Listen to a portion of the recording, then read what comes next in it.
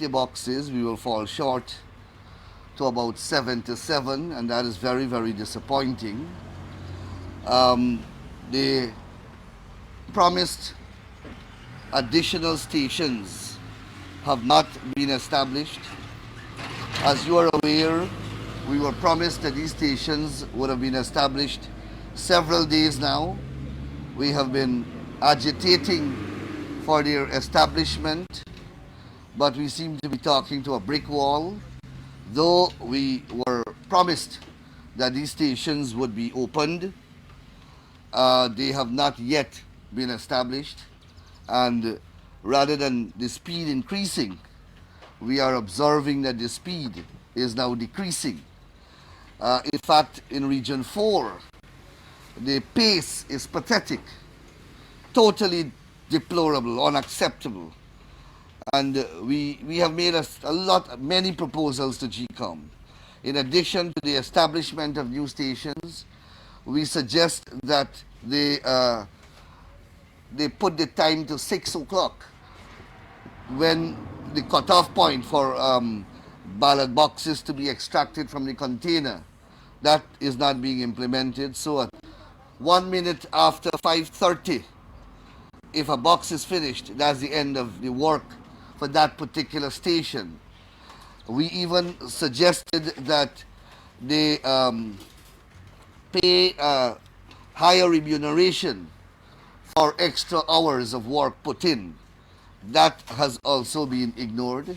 So we are beginning to form the unfortunate view that there is some deliberate ploy to bring greater sloth to this process rather than to accelerate the process. Of course, we will continue to persevere in our efforts to get greater speed brought to the process. Tomorrow again, we will try to engage the chairperson in holding her to her promise of establishment of additional stations, and we will renew our requests for the extension of the hours from 5:30 to 6, when ballot boxes, the containers should be closed. And we will also renew our suggestion that the greater emoluments be paid, if possible, to enhance and augment the speed of the process. Those are the brief remarks that I would like to make at this point in time. It's an uneventful day, and we'll come tomorrow again, and hopefully we get a greater speed is added to the process, so there can be something more to report. There is nothing else I can say at this point in time. You did say in your last evening that the party would have written to the chairperson reference the objections. Yeah, the letter is drafted, but we didn't send it off today, being Sunday, etc. We will get it off tomorrow. We'll get it off tomorrow, yes. Your party has made a number of recommendations, like it was listed. Have none of those recommendations been deliberated on by GECOM? Well, we don't know whether they have been deliberated upon. What we know is that they have not been implemented. A number of recommendations we made, all intended to accelerate the process, because at the current pace, the process will certainly not meet the statutory deadline fixed by GECOM, that 25 days deadline.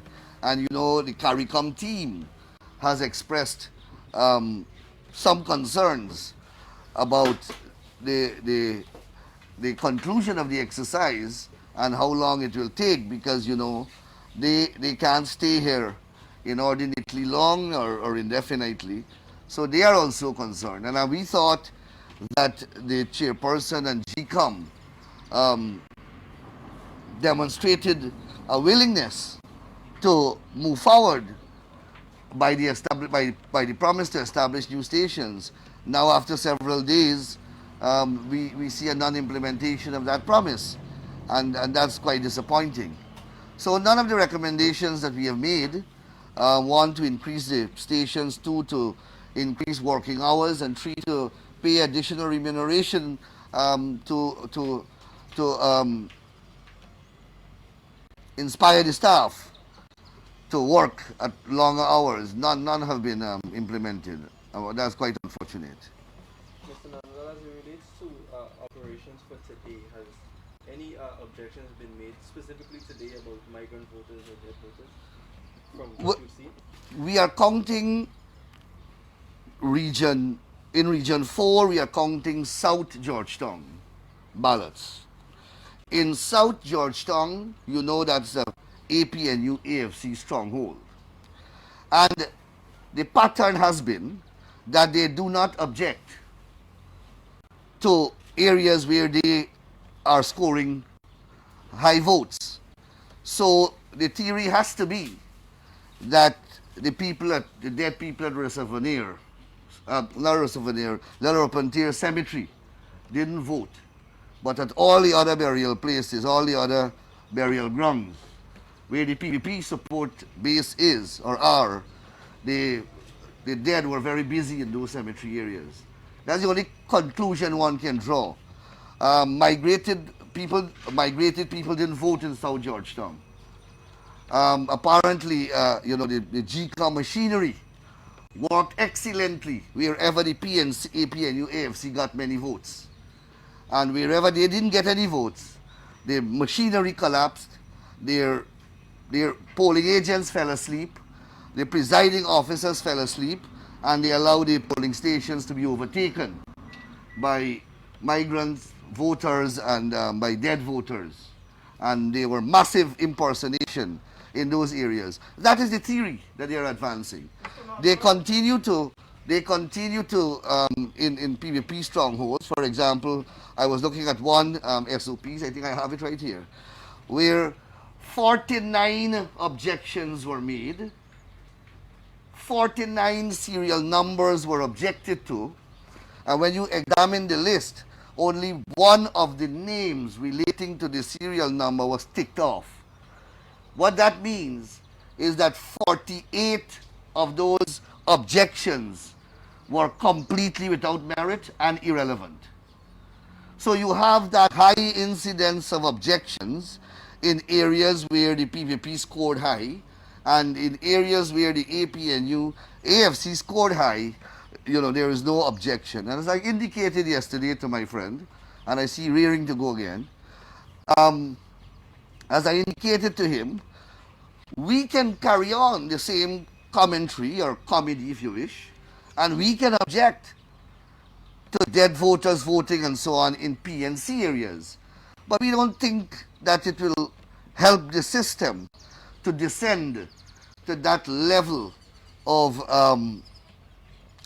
that level of skullduggery. It's simply skullduggery, and we will not participate in that kind of exercise. If they want to take the exercise in that direction, they can play their part. But we will ensure that we make objections that are fair, reasonable, and proper. You answered the question I was about to ask. Okay, thank you. Thank you. Thank you very much. Yes, this interview. Yes, very